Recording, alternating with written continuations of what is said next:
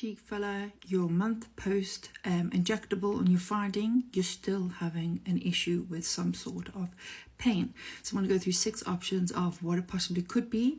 I'm going to tell you what you should do and medication or the next step. It could be post-inflammatory reaction. So what this is it can occur a week, a month after your injectable. So your body is having a reaction to the actual filler itself, the hyaluronic acid.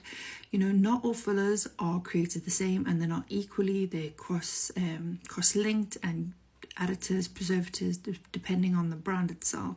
So if it's a post-inflammatory, which first of all, you would contact the provider who did the procedure for you and have a consultation, just review it, just see the placement and everything.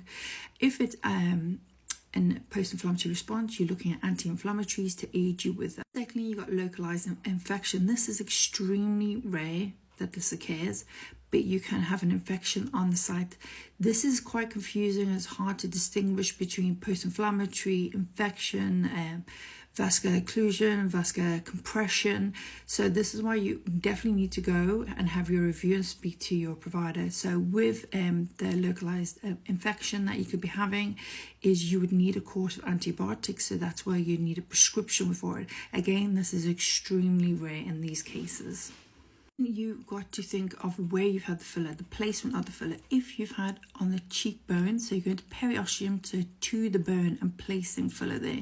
So again, this can be pain within the area because you're putting a foreign substance, especially if you're going to something like sub-Q or a more deep, harder filler. You know, you're placing, it's mimicking the bone as such.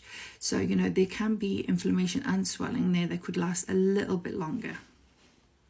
You've had it to the periosteum here, so there could be slight trauma in the area.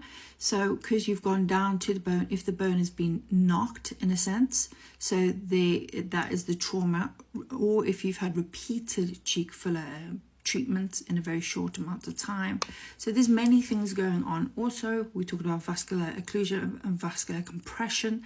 So if there is any slight chance of VO, there can be pain within the area, but it's been a month, so you would have noticed that by now. But again, there could be compression. So just go, if you're ever concerned, you just go back to your provider. You email them, you text them, you phone them.